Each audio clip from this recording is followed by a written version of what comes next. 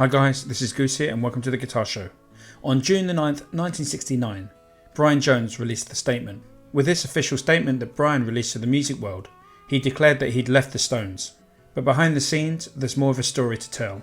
Keith says, "We've got sessions lined up and where's Brian? Nobody can find him. And when they do, he's in a terrible condition. He barely ever played guitar in the last few years with us. Our whole thing was 2 guitars and everything else wove around that. And when the other guitar ain't there half the time or has lost interest in it, you start getting overdubbing. A lot of those records is me 4 times. I learned a lot more about recording doing that, and also how to cover unexpected situations. And just by the process of overdubbing and talking to engineers, I learned a lot more about microphones, about amplifiers, about changing sounds of guitars. Because if you've got one guitar player playing all the parts, if you're not careful, it sounds like it. On albums like December's Children and Aftermath, I did the parts that Brian normally would have done. Later on in the Rolling Stones, things grew hostile towards Brian. Keith says, I felt I'd come to the end of an episode with Brian. At least it couldn't go on as it had while we were touring. Mick and I had gotten incredibly nasty to Brian when he became a joke. When he effectively gave up his position in the band, things had been bad before that too. There had been tension way before Brian started becoming an arsehole. But I was trying to mend fences at the end of 1966. We were a band after all. I was footloose and fancy free, having ended my affair with Linda Keith. When Brian wasn't working, it was easier, and naturally I gravitated to Brian's and Anita's on Courtfield Road near Gloucester Road. We had a lot of fun becoming friends again and getting stoned together. It was wonderful at first, so I started to move in with them. Brian saw my attempts to bring him back into the centre as an opportunity to start a vendetta against Mick. Brian always had to have an imaginary enemy, and around this time he decided it was Mick Jagger, who had grossly mistreated and offended him. I just hang out as a guest and got a ringside seat on the world that Anita attracted around her, which was an exceptional gang of people. I used to walk back through Hyde Park to St John's Wood at 6 in the morning, at first to pick up a clean shirt, and then I just stopped going home. Keith goes on, Brian on acid, for example, was a loose cannon. Either he'd be incredibly relaxed and funny, or he'd be one of the cats that leads you down the road when the good road closes. And suddenly, you're going there, down the street of paranoia. And on acid, you can't really control it. Why am I going into his black dot? I just don't want to go there. Let's go back to the crossroads and see if the good road opens. I want to see the flock of birds again and have a few outstanding ideas for playing and find the lost chord. We'd already fired Brian 2 or 3 weeks before he died. It had come to a head and Mick and I had been down to Winnie the Pooh's house. Brian's house, Cotchford Farm, had belonged to author A.A. Mill and Brian had recently bought it. Mick and I didn't fancy the gig, but we drove down together and said, "Hey Brian, it's over pal." We were in the studio when we got the phone call not long afterwards, cutting with Mick Taylor. There exists 1 minute and 30 seconds of us recording I Don't Know Why, a Stevie Wonder song, interrupted by the phone call telling us of Brian's death.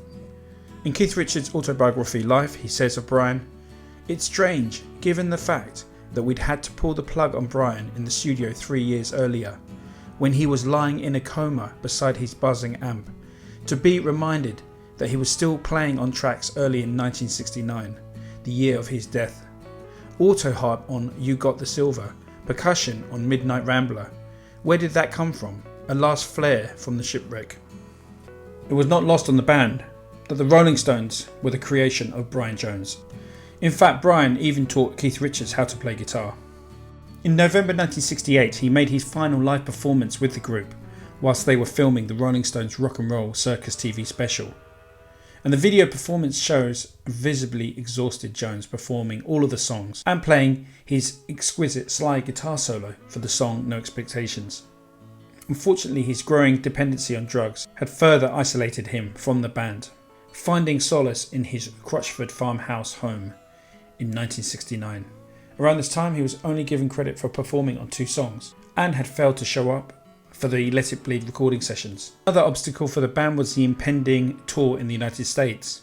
They had not been there for 3 years, but Brian was not really in a fit condition to tour, and his second arrest had complicated matters in acquiring a US work visa. On May 1969, he had made 2 contributions to the work in progress: auto harp on You Got the Silver and percussion on the song Midnight Rambler. Mick informed Brian that if he didn't turn up for the photo session which took place on 21st of May 1969, he would be fired. Nonetheless, he did show up for his final photo session with the Stones. To the general public, it had appeared as if Brian had left the group voluntarily, and the other band members told him that although he was being dismissed, it was his choice how to break it to the public. One of the reasons why Brian is my favourite guitarist for the Stones was that he had a gifted capacity to learn any instrument, really making him more than just a guitar player. And these really added to the sound of the Rolling Stones, making an average pop song much more interesting.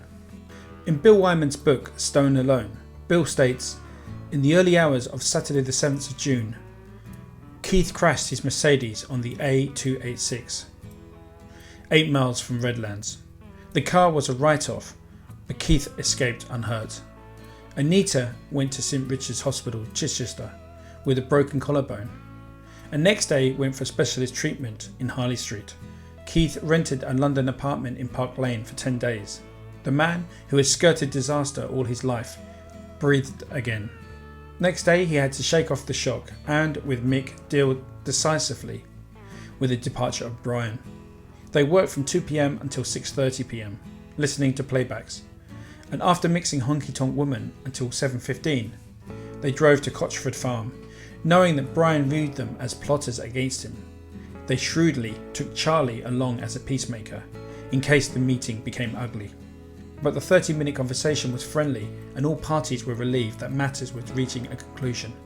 Mick and Keith told Brian that the group could no longer go on working with him the way he was.